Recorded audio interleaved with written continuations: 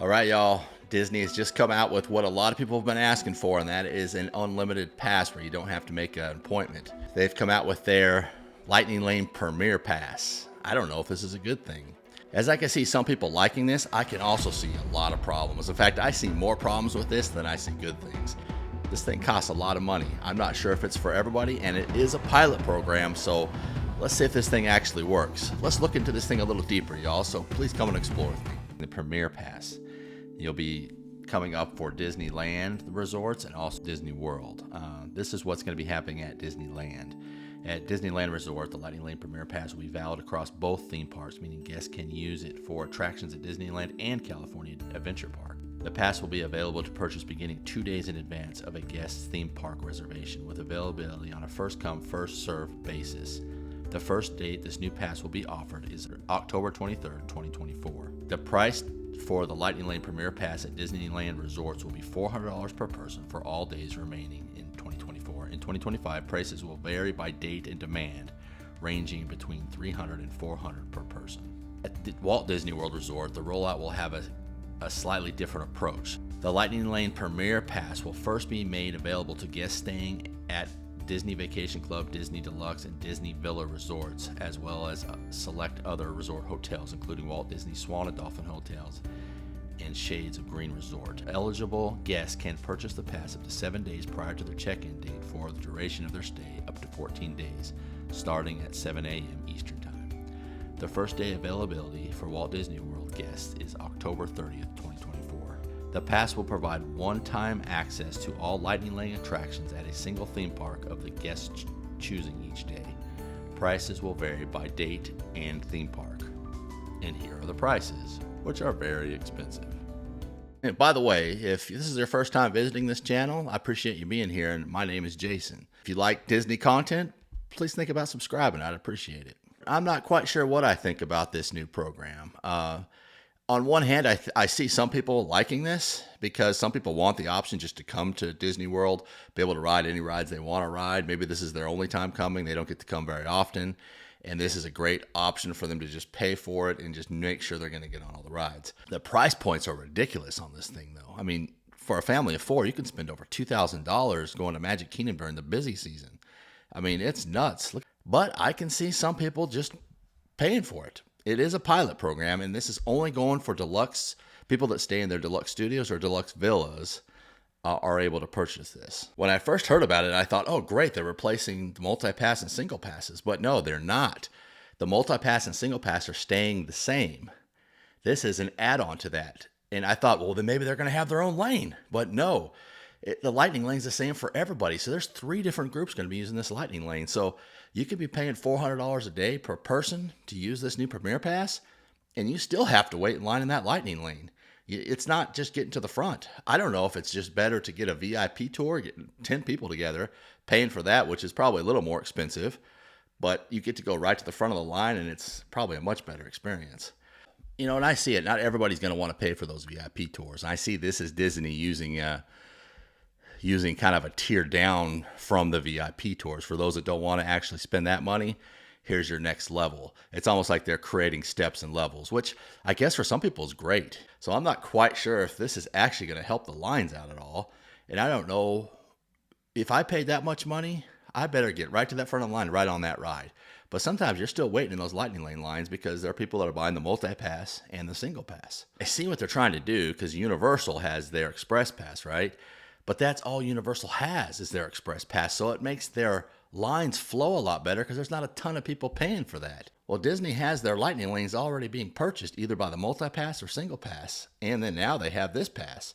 So it's just going to clog up the standby line even longer. You know, some people will probably pay for this, you know what? And I say good for you. I have no problem with how people spend their money. If you want to do it, great. Don't know if it's quite for me, and I don't think it's going to be for most people, but it is for some people, and it gives them that alternative. Now, this is just a pilot program, so we'll see how long it lasts and if people actually pay for it. I hear people saying that because they have this now, they should give it free for those that stay in their deluxe resorts. Yeah, that's what Universal does, and it's a great perk, but I don't see Disney doing that. They have way more deluxe resorts, and a lot of these are owned by DVC members, which is kind of like a discount. So people that bought DVC a long time ago don't pay anything right now. If they got that free pass, it would lose Disney so much money because there'd be a lot of people taking advantage of that. I would love to see it. I would love to have that perk, but I don't see Disney doing that. They want to make more money. They are about making money. And to me, this is a steep money grab. I don't know if I quite agree with it because it's expensive. I don't think I'll ever purchase it. I might do it for a video just to test it out. Personally, I don't think you need to pay for any of these extra passes. If you go to Disney World a lot, I'm sure you know how to get around Disney World without using these passes. You just have to get up early, rope drop. You can get on all these big rides pretty quick. You don't have to wait in these long lines. The middle of the day has lines that have the kind of the mid-tier rides that don't really have that long of waits unless you're going during the really busy time of year. You can get on those with minimal waits. Towards the evening time, people leave. You can get on rides pretty easy, especially in Magic Kingdom when the fireworks are going. You just go on those rides. In fact, I'm going to do a video on this exact thing because we do this all the time. I'm going to give you some examples of how we do it. This could be really helpful for those that don't go to Disney World all the time that maybe want to learn how to do this without having to pay for these extra services. Because this can get really expensive for a family to just get on rides. I mean, they're just rides, y'all. I mean, you're going to spend $2,000 just to hit rides?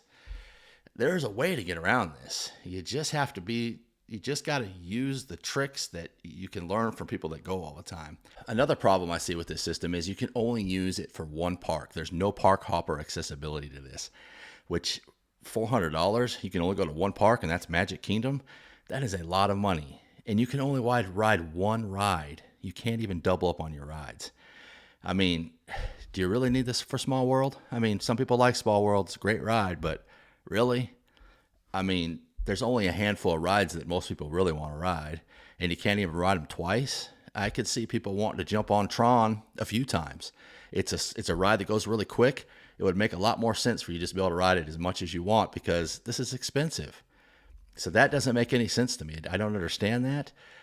People want to ride the rides they want to ride. They don't want to ride all of them. Not everybody's going to want to go jump on Winnie the Pooh or Dumbo or anything like that. There are people that do want to ride those, and they're awesome rides. I love all the rides there, but I just don't understand that one. I think that's a big problem.